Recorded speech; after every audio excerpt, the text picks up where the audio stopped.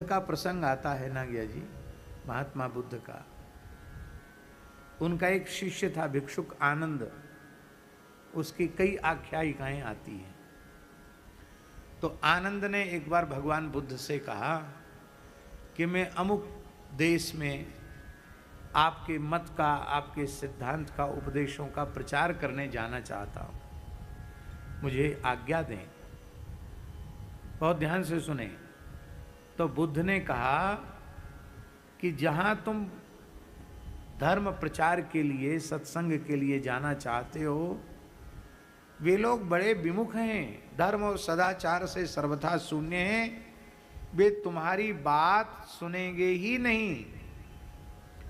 तो आनंद बोला कि भगवान सुनेंगे नहीं, पर हम तो अच्छी बात कहकर स्वयं सत्संग का लाभ ले लेंगे। तो न सुने, पर कोई एक तो सुनेगा, न सुनेगा तो हम कह रहे हैं हम तो सुनेंगे, सुनेंगे ही तो नहीं, उपेक्षा ही तो करेंगे, गाली तो नहीं बकेंगे। तो बुद्ध भगवान बोले, राजीव जी, बुद्ध भगवान बोले कि वे बड़े दुष्ट हैं, वो गालियां भी बकने लग जाएंगे। तो बोले कोई बात नहीं, गाली तो क्या है, गाली जो है संसार का सबसे बड़ा झूठ है, संसार का सबसे बड़ा झूठ है गाली। अब गाली तो हम दे नहीं सकते, हमारा अभ्यास नहीं है, लेकिन जो लोग गाली देते हैं, सोच लो गाली विचार करके सब बात झूठी है कि नहीं। आप गाली में जो कुछ कहते हो वो सब झूठी बात है। अब किसी ने कह दिया सुअर के बच्चे, तो आप सुअर के बच्चे हो गए क्या? तो ये बात सत्य है कि झूठ है? तो सत्य बात को सुनकर के प्रसन्नता होनी चाहिए, और झूठी बात कोई कहे तो नाराज होना चाहिए क्या? प्रसन्न रहना चाहिए। आपसे कोई ये कहे, अथवा आप ही कहें कि महाराज जी आज पुस्तक का विमोचन होना था, तो हमने अपने व्यास घेरा में अपने घर की छत पर हवाई जहाज बुलाया, और हम हवाई जहाज में बैठे और सीधे सूरश्याम में आकर हमारा जहाज लैंड किया और हम उपस्थित हो गए। क्यों? आजकल श्रावण की भीड़ भाड़ बहुत चल रही है, आज एकादशी है। तो हमने कहा जाम से बचने का यही उपाय है, सीधे हवाई जहाज वृंदावन से उड़ाओ और सीधे सूरश्याम पहुंचा दो। ये बात सुन के हमें क्रोध होगा कि हंसी आएगी? क्योंकि ये तो बिल्कुल साफ झूठ है। तो गाली देने वाला झूठ बोल रहा, उसमें दुखी होने की क्या आवश्यकता है? एक बात। दूसरी बात यह है, हमने अंग्रेजी नहीं पढ़ी है, पढ़ने की इच्छा भी नहीं। हाँ, अक्षर तो पहचानते हैं क्योंकि अक्षर ज्ञान तो करा दिया जाता है, लेकिन पढ़ने में रुचि नहीं है, पढ़ने की इच्छा भी नहीं। लोग कहते थोड़ी अंग्रेजी सीख लो, अंतर्राष्ट्रीय भाषा है। भैया हमें सच्ची बात तो है कि ब्रज छोड़ के कहीं जाने की इच्छा नहीं है, ये तो प्रारब्ध है जो इधर उधर भटका रहा है, कहीं जाने की इच्छा नहीं। तो क्या है, नहीं पढ़े अंग्रेजी तो नहीं पढ़े। अब हमको कोई अंग्रेजी में गाली दे तो हमारे ऊपर प्रभाव पड़ेगा क्या? स्तुति करे तो प्रभाव पड़ेगा क्या? हम तो पढ़े नहीं। आप चाहे अंग्रेजी में गाली दो, चाहे स्तुति करो, हमारे चित्त पर कोई प्रभाव नहीं पड़ेगा। ऐसे ही वैष्णव को, साधु पुरुष को, सज्जन व्यक्ति को ये पक्का कर देना चाहिए, हमने पर निंदा पर चर्चा की, गाली गलौज की भाषा पढ़ी ही नहीं, हमने तो हरिनाम की भाषा पढ़ी है, भगवत भागवत गुणगान की भाषा पढ़ी है। तो जिस भाषा को हमने पढ़ा ही नहीं, उस भाषा में बड़ाई करो तो प्रभाव नहीं, निंदा करो तो प्रभाव नहीं।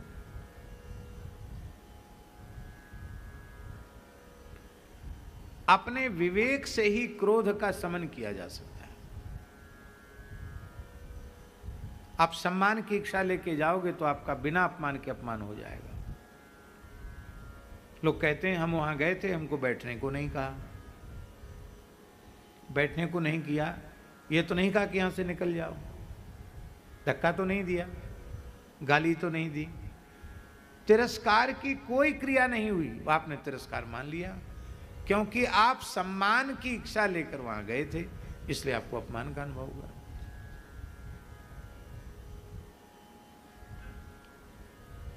हमारे पूज्य गुरुदेव नैमिषारण्य पधारे, एक स्थान है वहाँ, बहुत अच्छा स्थान है, अपने रामानंद संप्रदाय का ही है, लश्करी महात्माओं का स्थान है। और श्री रामानंदास जी अपने सूरज घाट वाले महाराज जी के साथ थे, पढ़ते थे। तो महाराज जी वहाँ गए, भक्तमाली जी, और स्थानों में प्रायः कोतवाल ही होते हैं, एक प्रशासनिक साधु होता है जो थोड़ा डांट डपट के सबको ठीक रखता है, उसको हमारे साधुओं में कोतवाल कहते हैं। तो जो कोतवाल बाबा थे, उन्होंने महाराज जी की वेशभूषा देखी तो समझा ऐसे ही कोई घूमने फिरने वाला साधु है, बहुत सामान्य रहते ही थे वो। तो उनको संत निवास में बढ़िया आसन नहीं लगाया कि चौकी पर या कोई आसन वासन, नहीं, उनको गौशाला में एक कोना खाली था, तो यहाँ रहो। महाराज जी आराम से रहने लगे और रामानंद दास जी को हरिनामामृत व्याकरण पढ़ा रहे थे। तो थोड़ी देर उनको पढ़ाते भी थे, हरिनामामृत पढ़ाते थे उनको। और उस समय पढ़ाते थे हरिनामामृत जब हिंदी संस्करण था ही नहीं, बंगला था, तो बंगला संस्करण से पढ़ाते थे, हिंदी था ही नहीं, उपलब्ध नहीं था हिंदी संस्करण हरिनामामृत का, तो पढ़ाते थे।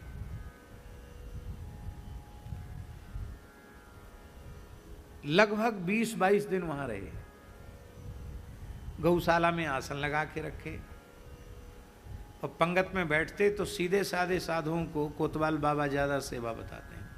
ए साधु, हाँ महाराज, टोकना मांझ लेना, कढ़ाई मांझ लेना।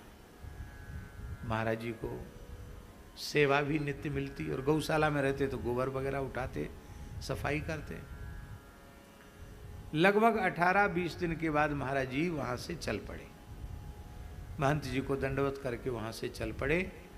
लगभग आधा किलोमीटर गए होंगे तो याद आया कि किसी साधु ने आकर हमको कहा था कि अमुक स्थान के महंत जी को आपकी भक्तवल्लभा टिप्पणी की आवश्यकता है। तो एक पोथी तो हमारे पास आई है, इनके यहाँ इतने दिन रहे, यही महंत जी हैं, तो इनको दे दें। तो महाराज जी ने वो साधु जो साथ में थे उनको दिया और बोले जाओ ये पोथी दे आना और दंडवत कर आना, और कुछ बोलना मत, ये भी कह दिया। उसने जाकर पोथी दी है, महंत जी ने, अरे ये तो महाराज जी का नाम लेकर कहा कि वो तो हमारे रामानंद संप्रदाय के गौरव हैं, उनकी ये कृति है, वाह, हम तो बहुत दिन से चाहते थे कि हमको टिप्पणी मिल जाए, बहुत अच्छी बात है। ए बाबा जी, तुम्हारे पास कहाँ से आई?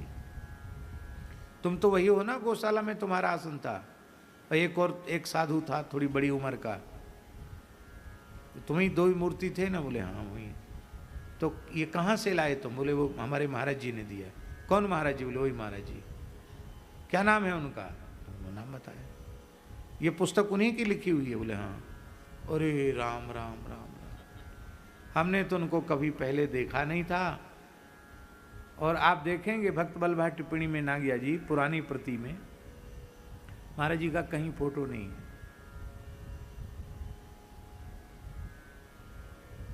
गुरु महाराज का फोटो है पर महाराज जी का कहीं फोटो नहीं, बस दासानुदास अमुक दास, इतना ही है बस। लेखक का कोई लोग कहते हैं ना, 2 पृष्ठ लिखते हैं तो एक पृष्ठ में अपना परिचय लिखते हैं, एमए हैं कि बीए हैं कि क्या हैं कि क्या नहीं है, कुछ नहीं, कोई परिचय नहीं, केवल दासानुदास अमुक दास। अब महाराज जी महंत जी दौड़े महंत जी, कहाँ हैं वो? महाराज जी को बुला, वहाँ गए, साष्टांग प्रणाम किया और बोले महाराज बहुत भारी अपराध हो गया, आप इतने दिन गौशाला में रहे, आप तो गुरु तुल्य हैं, आप तो हमारे दास के आसन पर आपका आसन रहता, हम नीचे रहते, आपसे कुछ लाभ लेते, न तो कथा सुन पाए, कुछ नहीं कर पाए। अब महाराज जी चलिए कुछ दिन सेवा का सौभाग्य दीजिए। महाराज जी ने हंसकर कहा, अब तक जो सेवा का सुख और दर्शन का सुख मिला, अब जाने पर फिर नहीं मिलेगा। परिचय के बाद फिर प्रतिबंध हो जाएगा। और बहुत प्रसन्नता से रहे। गौशाला से अधिक पवित्र स्थान और क्या हो सकता है। बहुत अच्छा सुंदर प्रसाद पाया, सेवा का सौभाग्य मिला। परिचय हो जाता तो ये सब सौभाग्य नहीं मिलता। अब हम लौट नहीं सकते। क्यों? बोले श्री भक्तमाल जयंती आने वाली है, तो हमको पहुंचना है, भक्तमाल जयंती मनाना है। महाराज जी फिर वहां से चले।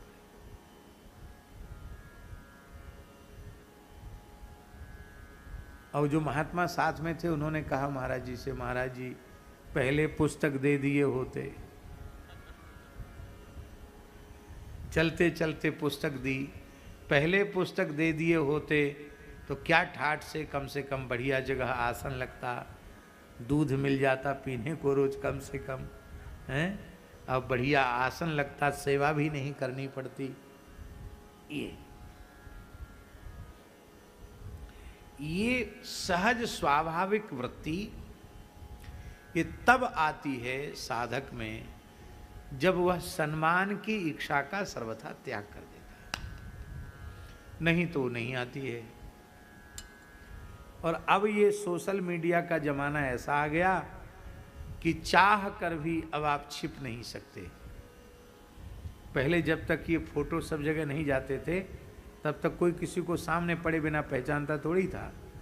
अब तो ऐसी स्थिति है कि जैसे ही सामने पड़े भीड़ इकट्ठी, अरे वो वही टीवी वाले बाबा हैं, ये यूट्यूब वाले बाबा हैं, तो लोग घेर लेते हैं, शांति छिन जाती है।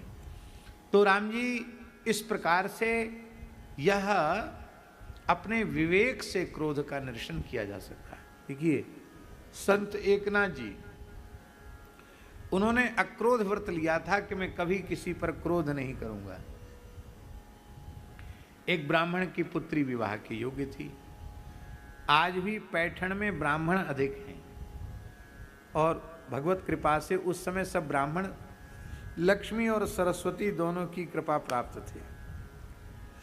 तो वो गरीब ब्राह्मण गया, कहा भाई देखो हम आपके ही जाति बिरादरी के हैं, हमारी बेटी ब्याह के योग्य है, हम बहुत कंगाल निर्धन ब्राह्मण हैं, हमारी बेटी के ब्याह में कुछ सहयोग करो। तो पैठण के धनी मानी ब्राह्मणों ने कहा थोड़ा सहयोग नहीं, बेटी का बढ़िया से बढ़िया पूरा विवाह अपने खर्चे से हम लोग करा देंगे, बस एक शर्त है। यहाँ एकनाथ नाम का ब्राह्मण है, हम लोगों की समाज का है, कभी क्रोध नहीं आता उसको गुस्सा दिला दो। देखो कैसे होते हैं लोग, जो कभी गुस्सा नहीं करता उसको गुस्सा दिलाओ, उसको गुस्सा दिला दो तो तुम्हारी बेटी का ब्याह का खर्च सब हम वहन कर लेंगे। ब्राह्मण बोला किसी को भी गुस्सा दिलाना तो बाएं हाथ का खेल है, गाली दे दो फटकार दो तो क्रोध करेगा। अरे बोले महाराज वो ऐसा विलक्षण महापुरुष है, कोई गाली दे कितना निंदा करे अपमान करे उस पर कोई प्रभाव नहीं पड़ता। तो ब्राह्मण ने कहा मैं तो उसको क्रोध दिला दूंगा। तो ब्राह्मण ने क्या मन में सोचा, बोले इसके भगवान का तिरस्कार करें तो उसको क्रोध आ जाएगा। तो हम वहाँ दर्शन करके आए हैं पैठण में एकनाथ जी के घर में निवास स्थान पे जहाँ ठाकुर जी हैं। बड़ी पवित्र आचार विचार की सेवा पूजा, अपरस की सेवा पूजा, आज भी अपरस की सेवा पूजा है। और ये ब्राह्मण बिना स्नान के बिना नहाए धोए जूता पहरे हुए गर्भगृह तक चला गया, मंदिर के गर्भगृह जहाँ एकनाथ जी सेवा कर रहे थे। इस परिस्थिति में तो क्रोध आना स्वाभाविक है, पर एकनाथ जी उसको देखकर मुस्कुराए, गुस्सा किए ही नहीं। उसने सोचा सपरस कर दें तो नाराज हो जाएंगे, तो लिपट गया एकनाथ जी से। तो एकनाथ जी बोले अपनी पत्नी से, ब्राह्मणी देवी सुनो, ये जो ब्राह्मण देवता हैं ये भगवान के बहुत उच्च कोट के प्रेमी भक्त मालूम पड़ते हैं। भगवान का मंदिर देखते ही और इनके मन में इतना प्रेम का जागरण हुआ कि उन्हें देह गेह की सब सुध भूल गई। कि नहा के जाना चाहिए कि बिना नहाए जाना चाहिए, जूता पहन के जाना चाहिए कि जूते उतार के जाना चाहिए, ये ऐसे ही चले गए। अब कोई बात नहीं, इनको बड़े आदर पूर्वक ले जाओ, इनको स्नान कराओ, बढ़िया वस्त्र पहनाओ और हम आते हैं। वो ब्राह्मणी आई और बड़े चलिए पंडित जी, चलिए चलिए भीतर ले गए। बाजार में खड़े होके थोड़ा क्रोध का अभिनय कर देते, नाटक, अभिनय माने नाटक। क्रोध तो भीतर है नहीं, पर हमारे क्रोध से तुम्हारा भला होने वाला था तो हम थोड़ा क्रोध का नाटक कर देते, तुम्हारी बेटी के ब्याह के लिए चंदा हो जाता। पर अब कोई बात नहीं, चिंता मत करो, हमारे श्री पांडुरंग आपकी पुत्री का विवाह करेंगे। और एकनाथ जी ने उस निर्धन ब्राह्मण की पुत्री के संपूर्ण विवाह का खर्च स्वयं वहन किया। आप नित्य प्रति गोदावरी स्नान के लिए जाते,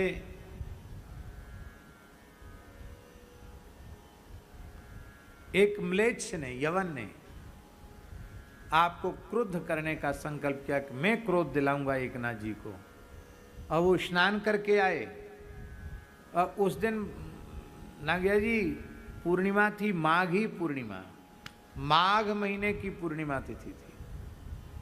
भले वहां ठंड कम होती है, फिर भी माघ में ठंड तो रहती है, उनके लिए ठंड नहीं होती। वहां के लोग तो उसी में कंबल अम्बल ओढ़ने लग जाते हैं, उनके लिए तो ठंड होती है। तो माघ का महीना था और आप गोदावरी स्नान करके आए, उस म्लेच्छ ने एकनाथ जी के सिर पर थूक दिया। आप फिर वापस चले गए गोदावरी, फिर गोता लगा के फिर थूक दिया, फिर गोदावरी के फिर थूक दिया, बार बार थूके और बार बार स्नान करके आए। फिर जाते स्नान करके चले आते। 108 बार थूका, 108 बार आपने गोता लगाया, दिन भर गोता लगाते रह गए। रास्ता बदल सकते थे, रास्ता भी नहीं बदला। क्यों नहीं बदला रास्ता, ये प्रश्न है। हमको लगता है कि वे सर्वत्र भगवत दृष्टि रखने वाले महापुरुष मन में सोचते होंगे कि प्रभु इस स्वरूप में मेरे धैर्य को टटोल रहे हैं, तो प्रभु मेरी परीक्षा ले रहे हैं, तो हम इस लीला में पीछे क्यों हटें। भगवान देखना चाह रहे, हंसकर कहा, भैया तेने तो मेरे ऊपर बड़ी कृपा करी, आज माघी पूर्णिमा जैसा पवित्र दिन है, तू कृपा न करता तो 109 बार गोता कैसे लगता है, 108 से भी एक बार अधिक गोता लग गया। उनको क्रोध नहीं है। पत्नी से तिरस्कार सहन कर पाना तो और कठिन है। श्री संत जगतगुरु तुकाराम महाराज की पत्नी परम पतिव्रता थी और परम भक्तिमती थी, पर श्री तुकाराम जी बेचारे खाने पीने का होश नहीं, तो वो भगवान से थोड़ा नाराज प्रणय कोप करती थी कि हमारे भोले भाले पति को पंढरी नाथ ने बावड़ा बना दिया है, इसलिए ठाकुर जी को भी कई बार अट्ट-पट्ट बोल देती थी। और तुकाराम जी तो अपनी मस्ती में मस्त रहते। भाइयों ने हिस्सा बांट किया तो कुछ महाजनी का बही खाता दे दिया जिसमें लोगों का पैसा उधार पड़ा था, उनसे तगादा करो, पैसा लो, काम चलाओ। वो जाते तो वो कह देते कि तुकोबा हम तो बहुत गरीब हैं, हमारे पास कुछ नहीं है। तो सारे जो हिसाब किताब वाली बहियाँ थी उनको पत्थर बांध के चंद, कौन सी नदी है, इंद्रायणी, इंद्रायणी में डुबा दिया। वो जो कोरी बही खाता थे उन पर भगवान के लिए अभंग लिखने लगे। अब रोजी रोटी का साधन तो समाप्त हो गया। पत्नी ने कहा कि कई दिन हो गए बिना खाए पिए, अरे कम से कम खेत में थोड़ा गन्ना लगा है, गन्ना ही ले आइए। तब आप गन्ना लेने गए, वहाँ से गन्ना लेकर चले और बालकों ने आपसे गन्ना मांगा, तो कोवा हमको दो, हमको दो। तो सब में श्री कृष्ण का दर्शन करने वाले, बालकों में गोविंद गोपाल का दर्शन करने वाले, ल्यो गोपाल जी, ल्यो गोविंद, ल्यो प्रभु, सबको बांट दिया। एक गन्ना लेके कंधे पर आए, एक गन्ना। सवेरे गए थे और दिन चढ़े 2, 2, ढाई, 3 बजे आए, वो भी एक गन्ना लेके आए। तो पत्नी को तो बहुत क्रोध हो गया कि ये कैसे विचित्र महापुरुष हैं, सवेरे के गए दोपहर पीछे लौट रहे हैं, और वो भी एक गन्ना लेकर के। आओ देखा न ताओ, तुकाराम जी से हाथ से गन्ना लेकर उन्हीं की पीठ पर गन्ना दे मारा। गन्ने के 2 टुकड़े हो गए। इस परिस्थिति में क्रोध कौन नहीं करेगा।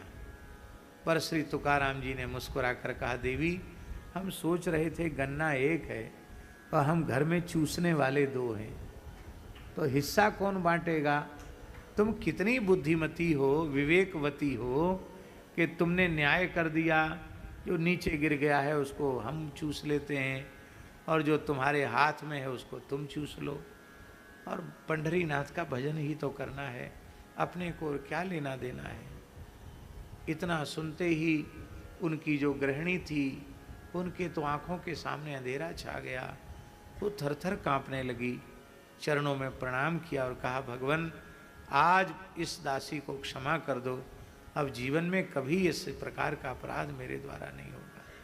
और फिर जीवन में कभी नहीं, कभी छेड़ा ही नहीं तुकाराम जी को।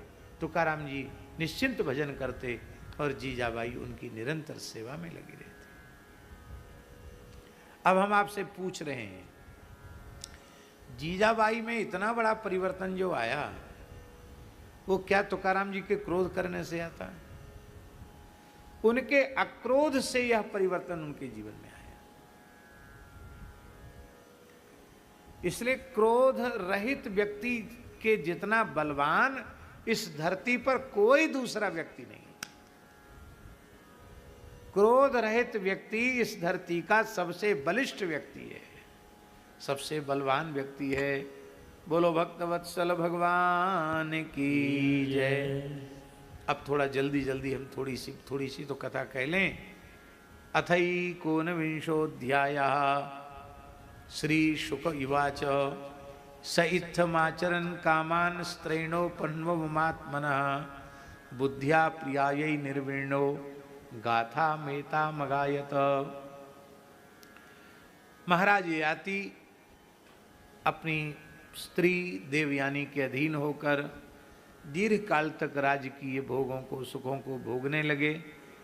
किंतु एक दिन बुद्ध्वा प्रियायै निर्विण्णो गाथाम एताम अगायत, एक दिन उनकी अपने आप पर दृष्टि गई तो उन्हें विचार आया कि अरे मेरी इस वासना वासित वृत्ति ने मुझे पतन के कितने गहरे गड्ढे में गिरा दिया है। और अब उनको वैराग्य हुआ, और जब वैराग्य हुआ तो उन्होंने एक गीत गाया, गाथा गाई। अब गीत गाओगे तो कोई ना कोई सुनने वाला तो होना चाहिए। तो जिस क्षण वैराग्य उत्पन्न हुआ उस क्षण कोई श्रोतृवृंद वहाँ उपस्थित नहीं थे, उनकी पत्नी देवयानी ही वहाँ उपस्थित थी। तो उस देवयानी को संबोधित करते हुए कहा, शृणु भार्गव्यमुं गाथां मद्विधा चरितां भुवि धीरा यस्यानुशोचन्ति बने ग्राम निवासिनः। हे शुक्राचार्य की बेटी भृगुनंदिनी देवयानी, तुम यह सत्य गाथा सुनो। पृथ्वी में मेरे ही समान विषयी जीव का यह सत्य इतिहास है। ये वस्तुतः किसी दूसरे की कथा नहीं सुना रहे हैं, वो अपनी ही कथा सुना रहे हैं। इसलिए स्पष्ट है, मद विधा चरितम भुवि, मेरे जैसा आचरण करने वाला दूसरा नहीं दिखाई पड़ेगा। ऐसे ही ग्रामवासी विषयी पुरुषों के संबंध में वनवासी जितेंद्रीय पुरुष दुख के साथ विचार करते हैं कि इन विचारों का कल्याण कैसे होगा।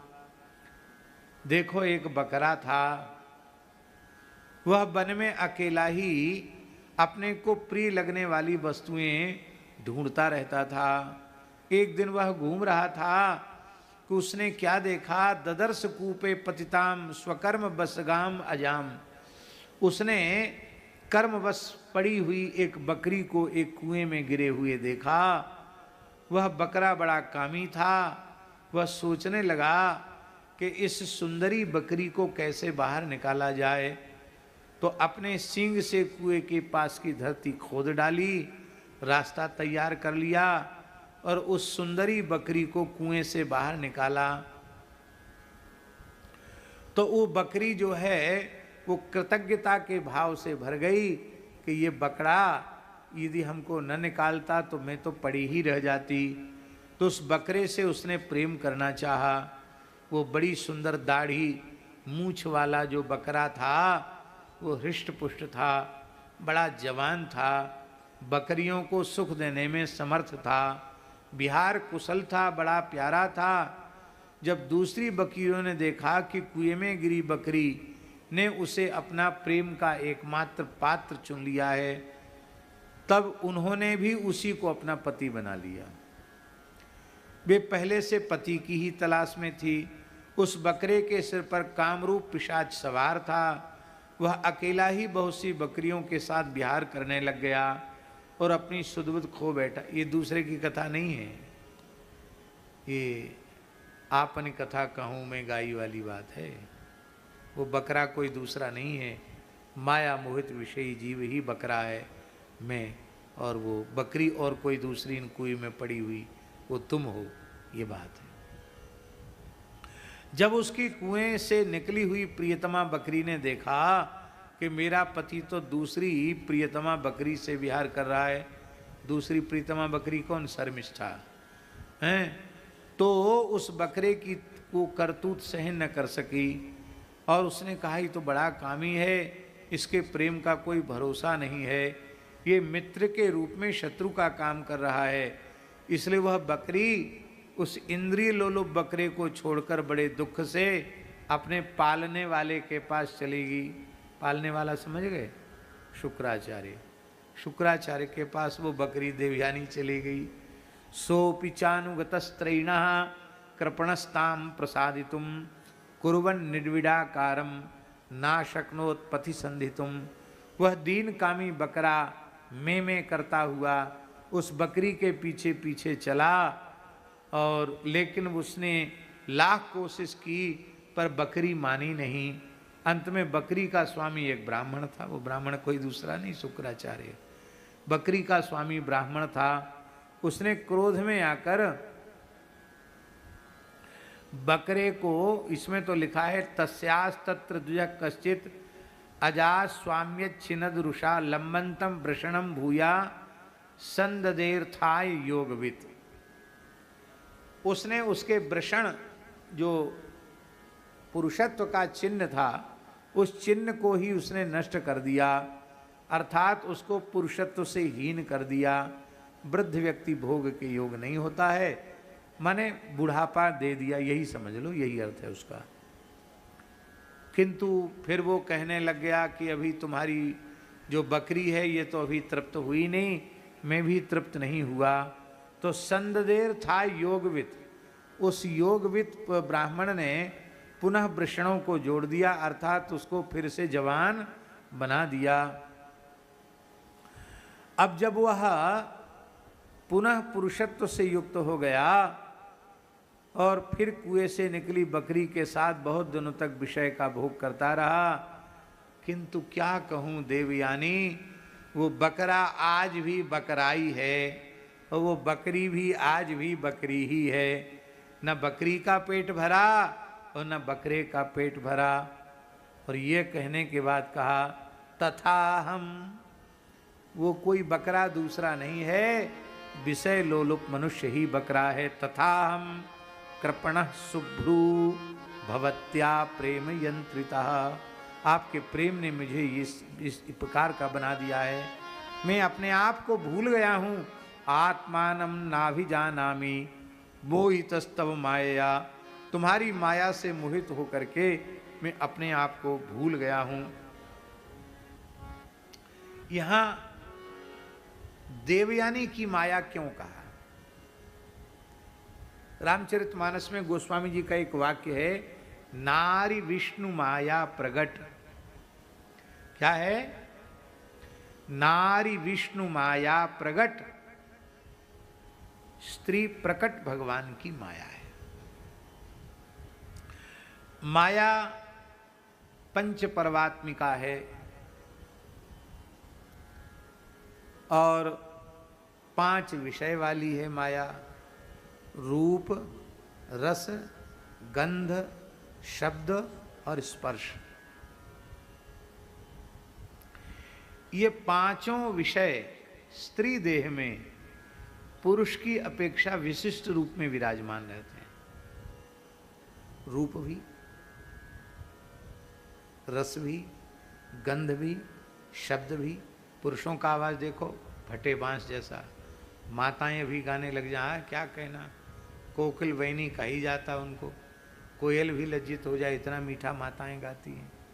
इस देश की बहुत उच्च कोटि की गायिका थी लता मंगेशकर जी, भारत रत्न लता मंगेशकर, क्या कहना, गाती थी तो लगता था कि कौन गा रहा है, वृद्धावस्था तक वैसी ही आवाज। स्पर्श भी अधिक सुखदायी होता है। हमारे पूज्य महाराज जी भक्तमाली जी सुना रहे थे कि हम थे, हरिराम बाबा थे, झांसी में एक जगह सम्मेलन हो रहा था, तो वहाँ बैठ गए थोड़ी देर जाके, ऐसे अपरिचित साधुओं की तरह। तो बोले, एक व्यास जी बोल रहे थे, बोले देखो ये पुरुष कितने खराब है, इनका हृदय काला है, इसलिए परमात्मा ने सबका मुंह काला कर दिया। काला मुंह क्या? बोले दाढ़ी मूछाना ही मुंह काला होना है। ये माताएं देखो कितनी भाग्यशालिनी हैं, पुण्यवती हैं, पुण्यशीला हैं, इनके देखो एक कऊ न दाढ़ी है न मूछ है, कितना सुंदर चिकना चुपड़ा मुंह है। तो बोले हरिराम बाबा तो जोर से हंसे। महाराज बोले हंसो मत बाबा, हंसिए मत, व्यास जी की कथा हो रही। बोले चलो यहाँ से, बोलो भक्तवत्सल भगवान की। नारी विष्णु माया प्रकट। आपके पास एक भक्त आते थे नागिया जी, उनको इतना भारी शुगर था कि कुछ खाएं उसके पहले इंजेक्शन। पैर बेकार हो गए थे, नौकरों के कंधे पर डर के खिसक के चलते थे, और रोज आधा सेर रबड़ी, और उसमें वृंदावन की रबड़ी कितनी मीठी होती है, उसमें पाव भर पेड़ा मसल के, आधा सेर रबड़ी में पाव भर पेड़ा मसल के अपने ठाकुर जी को भोग लगाते, चित्रपट रखते थे, तुलसी दल पधराते। अब उसमें से किसी को प्रसाद नहीं देते, क्योंकि प्रसाद तो संपूर्ण ही लेना चाहिए, इस निष्ठा से वो पूरा पा जाते। तो उनको किसी ने कहा कि अरे आपको इतना शुगर है और आप तो बिल्कुल एक एक करके आपका सब शरीर डैमेज हो रहा है, और वो खाना बंद करो। बोले गुरुजी ने कहा था एक बार कि श्वास गिनती की है, तो इसी सहारे हम चल रहे हैं, जब तक गिनती रहेगी तब तक श्वास तो लेनी पड़ेगी, तो रबड़ी खाना क्यों छोड़ो, पेड़ा खाना क्यों छोड़ो, बढ़िया बढ़िया खाओ। और केवल खाने में नहीं थे, उनका जब भंडारा चलता था खाक चौक में, तो 6-6 तरह की मिठाई, रोज बदल की मिठाई, बड़ी तत्परता से बढ़िया रसोई बनाते हैं। कहते बस राम जी खूब पाएं प्रेम से, और खूब साधु तृप्त होके पाए। ये अच्छी बात थी, संत से जुड़ने का परिणाम था। पर एक बात है कि अब देखो इतनी परेशानी है शरीर में, फिर भी कहते कि नहीं अब तो श्वास तो गिनती की है। माने हम कोई ना कोई समाधान खोज लेते हैं कि हाँ कोई बात नहीं। और कई बार कहेंगे भाई वैसे तो हमको डॉक्टर ने मना किया, नहीं हम खाते, लेकिन क्या करें, भगवान का प्रसाद है, ये तो पाना पड़ेगा। तो जब रबड़ी और मलाई के पुआ होंगे तब तो प्रसाद निष्ठा जग जाएगी। और बाजरे की रोटी रूखी सूखी कोई लेके आवे, कहे महाराज हम गरीब आदमी हैं, हमने ठाकुर जी को घर के गिरिराज बाबा को भोग लगाया। बोले नहीं अभी हमारा नित्य नियम नहीं हुआ है, नित्य नियम के पहले तो हम पानी भी नहीं पीते हैं, और अभी नित्य नियम पूरा हुआ नहीं तब तक रबड़ी मलाई आ गई। अरे बोले प्राप्त मात्रेण भोक्तव्यम नात्र कार्या विचारणा, जैसी प्रसाद प्राप्त हो तुरंत पा लेना चाहिए, इसमें तनिक भी विचार नहीं करना चाहिए। जितना भोग भोगते चले जाएंगे, भोग की चतुराई उतनी बढ़ती चली जाएगी। हाँ, आग में ईंधन डालना बंद कर दो और घी डालना बंद कर दो। ईंधन क्या है? विषय सामग्री। और घी क्या है? वासना। विषय सामग्री और वासना का घी ये डालना बंद कर दो तो चाहे जितनी प्रचंड आग हो वो राख हो जाएगी, भस्म हो जाएगी, आप कामना रहित हो जाएंगे। और हम आपको ऐसे नहीं बोल रहे हैं, महात्माओं ने ऐसा करके दिखाया। कुछ महात्मा प्रसिद्ध हो जाते हैं, कुछ अप्रसिद्ध रहते हैं, पर पूज्य गुरुदेव पहाड़ी बाबा महाराज के जीवन की एक सत्य घटना है। ये बात है सन 1932 से पहले की बात, क्योंकि सन 1932 में तो वो खाक चौक के महंत पद पर विराजमान हो गए थे। उसके पहले की बात है। नैमिषारण्य 84 को उसकी परिक्रमा कर रहे थे। एक गांव में साधुओं की जमात पहुंची। वो गांव मुसलमानों का था और साधुओं को भूख लगी थी, कुछ खाने की व्यवस्था थी नहीं, तो गन्ने के खेत में घुस करके साधुओं ने 2-2, 4-4, 6-6 गन्ने उखाड़ लिए और उन्हीं को बढ़िया नदी में धो करके ठाकुर जी को भोग लगाया। और वो तो मुसलमानों का गांव था। वो सब लाठी डंडा लेकर के वो सब आए, पिटाई भी किए, मार भी पड़ी। और इसके बाद पता नहीं उन लोगों ने ही आग लगा दी कि किसने आग लगा दी, भगवान जाने। बड़ा खून खच्चर हो गया महाराज, कांड हो गया एक प्रकार से वो, और गांव में आग लग गई। हमको ऐसा लगता है कि उन्हें ही आग लगाई। साधु भला क्यों आग लगाएगा गांव में? आग लगाई तो छप्पर, कच्चे घर, ऊपर से छप्पर थे सबके, फूस के छप्पर। आज भी देहातों में कच्चे घर और छप्पर फूस के होते हैं। आग पकड़ ली और भयंकर आग लगी। व्यक्ति कोई नहीं मरा, आग लगाई जाती तो कोई ना कोई मरता। उन्होंने खुद ही आग लगाई थी, इसलिए वो तो बच गए। और अब अंग्रेजों की फौज आ गई, घुड़सवार फौज आ गई। सब लाल लाल गोरे गोरे अंग्रेज आ गए, लाल पगड़ी वाले। और आकर के उन्होंने कहा तुम लोगों ने गांव में आग लगाई है। महात्मा बोले हमने आग नहीं लगाई। क्यों? बोले हम लोग साधु हैं, हम क्या आग लगाने वाले हैं? हम तो सबकी खैर मनाने वाले हैं, सबकी कुशल मनाने वाले हैं, सर्वे भवन्तु सुखिनः की भावना वाले हैं। हम कोई आग लगाने वाले नहीं हैं। तो अंग्रेज अधिकारी क्या बोला नागिया जी? बोले कल डॉक्टरों की टीम लखनऊ से लाएंगे और सबकी चेकिंग होगी, कौन साधु है कौन नहीं है, कौन भोगी है कौन योगी है, सबकी चेकिंग होगी। कौन ब्रह्मचारी है कौन योगी है, कौन भोगी है। वो कह के चला गया अंग्रेज अधिकारी। तो बोले आधी रात को ही सब साधु भाग गए। डॉक्टर आएंगे, पता नहीं लंगोटी खुलवाएंगे, क्या करेंगे, क्या चेकिंग करेंगे। वो सब के सब भाग गए और महाराज जी कहते केवल हम बैठे रह गए। उसमें पूर्ण युवावस्था थी महाराज जी की। और 2 साधु और थे, वो बुढ़े थे बेचारे, भाग नहीं पाए, इसलिए वो रह गए। वो ही करने लग गए और बोले महाराज जी ने कहा तुम रो मत, हम चक बोले पुलिस ले जाएगी पकड़ के। बोले कोई ले जाने वाला नहीं। आए अंग्रेज अधिकारी, बोले कहाँ गए आपके लोग, आप लोगों ने आग लगाई? महाराज बोले हम लोग राम राम करने वाले हैं, आग लगाने वाले नहीं हैं। कहीं आग लगी देखें तो बुझाने की बात तो मन में आएगी साधु के, आग लगाने की बात साधु। अच्छा तुम साधु हो तो हमारे साथ डॉक्टरों की टीम आई है, चेकिंग करेंगे। तो महाराज जी कहते कि कॉपिन खोल के हमने फेंक दी और कहा अब चेकिंग कर लो कि हम योगी हैं कि भोगी। कहते किसी ने चेकिंग नहीं किया। जूते उतारे उस फौज के अधिकारी ने, कलेक्टर ने जूते उतारे, टोपी उतारी और हेड उतार कर मेरे चरणों में रख दिया। चेकिंग नहीं किया, बोले आप सच्चे साधु हैं, आप पधारो।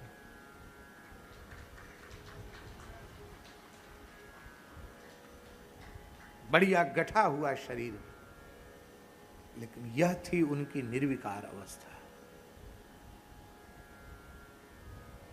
वो स्वभाव से थोड़े कड़े थे, लेकिन इस प्रकार का समर्थ पुरुष, योगी पुरुष मिलना दुर्लभ नहीं, अति अति दुर्लभ है। वो कहते थे आंख मूंद के फोटो खिंचाना तो कोई भी आंख मूंद के फोटो खिंचा के योगी बन जाए, पर 2 हाथ पैर वाले मनुष्यों में वो कहते थे इस शरीर की कोटि का व्यक्ति साधु खोजने से कठिनाई से मिलेगा। हमने तो इतनी उनकी लीलाएं उनके निकट रहकर देखी हैं कि हम वर्णन नहीं कर सकते। हर व्यक्ति को विश्वास नहीं होगा, ऐसा उनका जीवन था। पूज्य बक्सर वाले मामा जी बोले कि सरकार, हमारे पिताजी ज्योतिषी थे, उन्होंने भी कुंडली में लिख दिया कि विदेश गमन का योग है, और ज्योतिषियों ने कहा कि कुछ भी करो आपको विदेश जाना पड़ेगा। और उस समय पूज्य बक्सर वाले मामा जी को विदेश जाने का बड़ा दबाव पड़ रहा था। हिताश्रम वाले महाराज जी भी दबाव दे रहे थे कि नहीं आप जाइए, आप जाइए। तो उन्होंने अपनी समस्या महाराज जी के सामने रखी, पहाड़ी बाबा के सामने। ये मेरे आंखों के सामने की बात बता रहा हूँ कि महाराज ऐसे मेरे पिताजी ने भी लिखा और ऐसे ऐसे विदेश जाने का योग है, तो तुम्हारी क्या इच्छा है?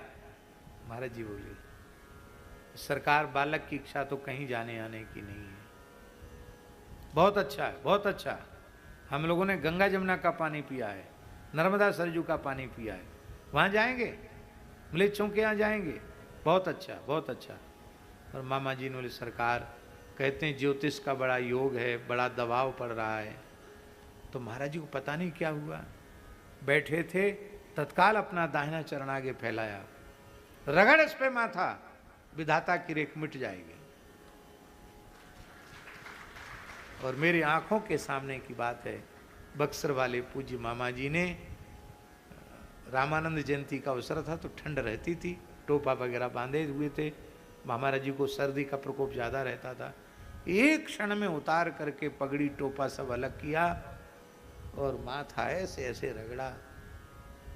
जब तिलक विराजमान था माथे पर, एकदम भावपूर्वक माथा रगड़ा। तो महाराज जी बस कट गई रेखा, हो गया काम। उसके बाद कहाँ गए?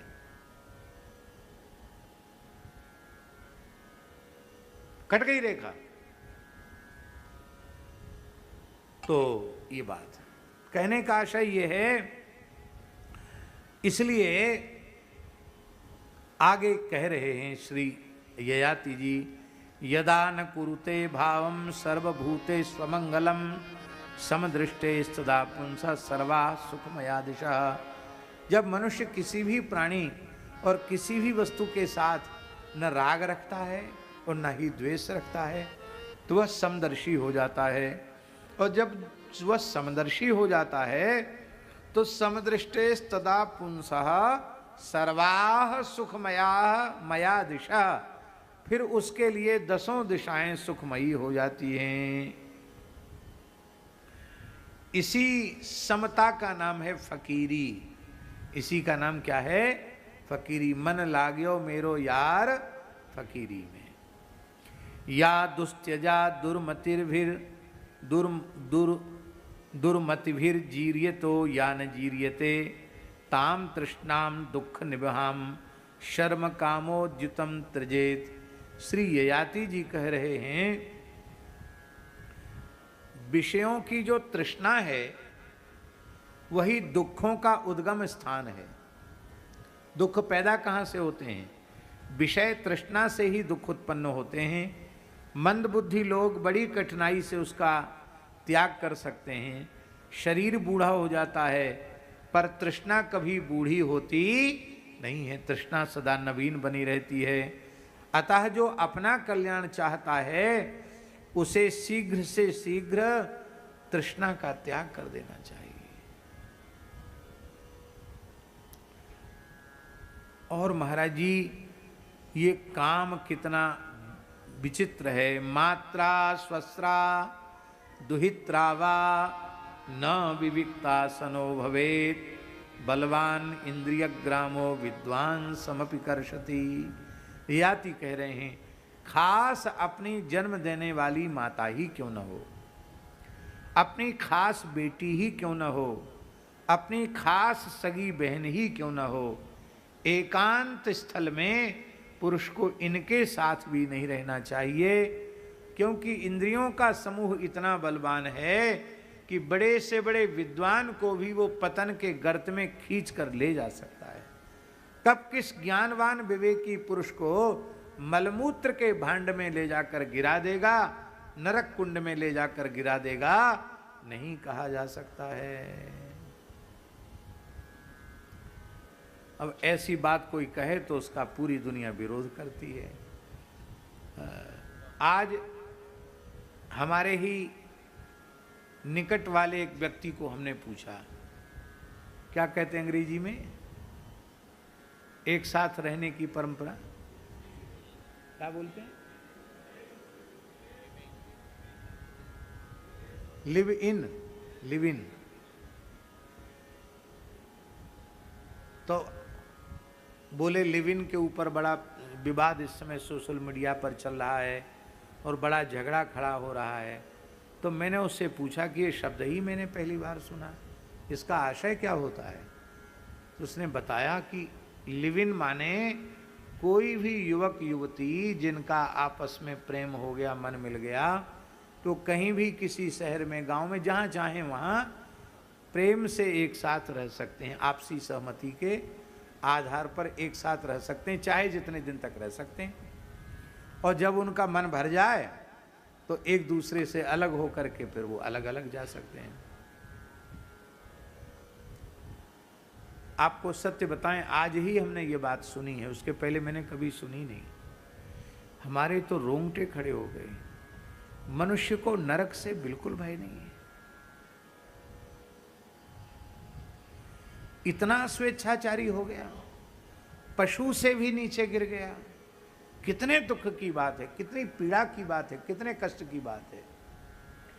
और ऐसे दुराचारी पुरुष और ऐसी दुराचारिणी स्त्रियां, उनके संपर्क से क्या कोई पवित्र संतति हो सकती है? क्या व्यास, वाल्मीकि, ध्रुव, पराशर, प्रहलाद, उद्धव, ऐसे महाभागवत, संत तुलसीदास जी, संत सूरदास जी, कबीरदास जी, मीराबाई, करमेती बाई, क्या ऐसी पवित्र आत्माओं का जन्म हो सकता है क्या? पवित्र बालक बालिकाएं किसी अत्यंत आदर्श पवित्र सदगृहस्थ के घर में ही उत्पन्न हो सकते हैं। तो भैया, यदि ऐसी बुराई आ गई हो तो इसका सर्वथा त्याग कर देना। और हम तो कहते इससे अच्छा तो अपने लड़के बच्चों को पढ़ाओ लिखाओ मत, गरीबी में रह लेना ठीक है, पर ऐसी संस्कार विहीन पढ़ाई जिसमें मनुष्य अपनी मनुष्यता को खोकर राक्षस से भी नीचे गिर जाए, पशु से भी नीचे गिर जाए। कहाँ रहा धर्म, कहाँ रहा सत्य, कहाँ रहा सदाचार? कहाँ भगवान व्यास, राजीव जी, कहाँ भगवान व्यास कह रहे हैं कि जन्म देने वाली माँ, बहन और बेटी, इनके साथ भी एकांत में विद्वान पुरुष को नहीं रहना चाहिए। और आप दूसरी स्त्री के साथ चाहे जितने समय तक रह रहे हैं, आप संयमी सदाचारी बनकर रह पाएंगे क्या? और क्या संयम सदाचार की भावना से एक साथ रह रहे हैं क्या? इसलिए भैया घोर कलयुग आ गया। और लगता है इसीलिए जो उड़ीसा के संत श्री अच्युतानंद दास जी, जो पंच सखाओं में एक सखा थे, महाप्रभु जी के काल में जो पुरी में थे, लगता है अब इतना घोर कलयुग आ गया तो उनकी वाणी लगता है सत्य होने वाली है। अभी भी खूब प्रलय हो रहा है। हिमाचल प्रदेश में इतनी वर्षा हुई, इतना नुकसान हुआ जिसका आप ठिकाना नहीं। हम भी हिमाचल प्रदेश में ही थे, वहाँ कथा हो रही थी, तो वहाँ तो ठाकुर जी ने ऐसी लीला करी कि उसी को लोग चमत्कार कहने लग गए। चमत्कार वमत्कार कुछ नहीं, चारों ओर पानी बरसता था, पर जहां हम कथा कह रहे थे केवल उस गांव को छोड़ के चारों ओर खूब पानी का उपद्रव, और जहां हम कथा कहते वहां पानी नहीं। और जैसे ही कथा पूरी हुई, जिस दिन हम गए तो घोंटू तक पानी था, घोंटू तक पानी था। जिस घर में गए इतनी तेज बारिश थी कि सब कपड़े तो जैसे आराम हो ही गए, इतनी तेज बारिश में घोंटू तक पानी पानी। वो बेचारे, उनके हाथ पांव फूले थे कि अब कैसे कथा होगी, इतना जोर पानी बरस रहा, मूसलाधार पानी बरस रहा। और 7 दिन एकदम बढ़िया सुंदर मौसम रहा, हल्की फुहार कभी पड़ी तो पड़ी, और चारों ओर मूसलाधार पानी। और जैसे ही कथा पूरी हुई वहां से छोड़े, फिर धुआंधार पानी शुरू। तो लगा, ठाकुर जी ने कहा भाई इतने क्षेत्र में प्रकृति देवी अपना दुष्प्रभाव न दिखाएं, बहुत सावधानी रखने की आवश्यकता है। घरों में टीवी खोलकर सिनेमा देखना, नाटक देखना, अश्लील देखना, ये तो बहुत ही घातक है। अशुद्ध आहार हो गया, विचार भी अशुद्ध हो गए, तो फिर ये दुर्घटनाएं तो घटेंगी ही, उनको कौन रोक सकता है।